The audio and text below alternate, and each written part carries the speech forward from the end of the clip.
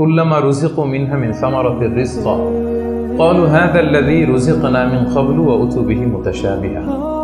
আমরা যখন জান্নাতে যাব, আমাদেরকে জান্নাতের যখন কোনো ফল দেয়া হবে, লেটস সে অ্যাপেল দেয়া হলো খাওয়ার জন্য, এই অ্যাপেল দেখেই মানুষ বলবে এই তো আপেল তো দুনিয়াতেও খাইছি। এটা তার মানে দুনিয়াতে যে খাইছে এই সেন্স কিন্তু আমরা ভুলে যাইনি। অনেকে জিজ্ঞেস করে যে আখিরাতের এই সেন্সেশনটা কেমন হবে, আখিরাতে কি দুনিয়ার সবকিছু আমার মনে থাকবে, দুনিয়ার যা যা ঘটছে সবই কি আমার সেন্সে থাকবে, ব্রেনে থাকবে, নাকি অন্যরকম জগৎ? এই আয়াত প্রমাণ করে দুনিয়াতে আপনি কি করেছেন সবকিছু আপনার মনে থাকবে। ফলে অ্যাপেল যখন দেয়া হবে দেখেই বলবে উতু বিহি মুতাশাবিহা, এরকম আপেল তো আমাকে দুনিয়াতে দেয়া হয়েছে, আর এটা তো আপেল, তো এখানে না কি ডিফারেন্ট কিছু দেয়া হবে, তো আপেল দিতেছে কেন এখানে?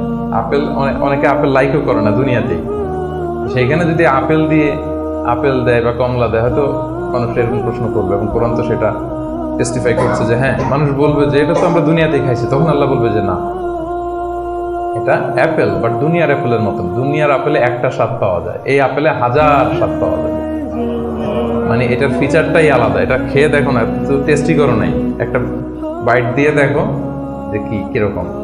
তো এই আয়াতটা আমি আনলাম এজন্য যে মানুষের সব খেয়াল থাকবে, দুনিয়াতে কি হয়েছিল, কি খাইছিল, কি করছিল, তার সব হিস্ট্রি তার মনে থাকবে।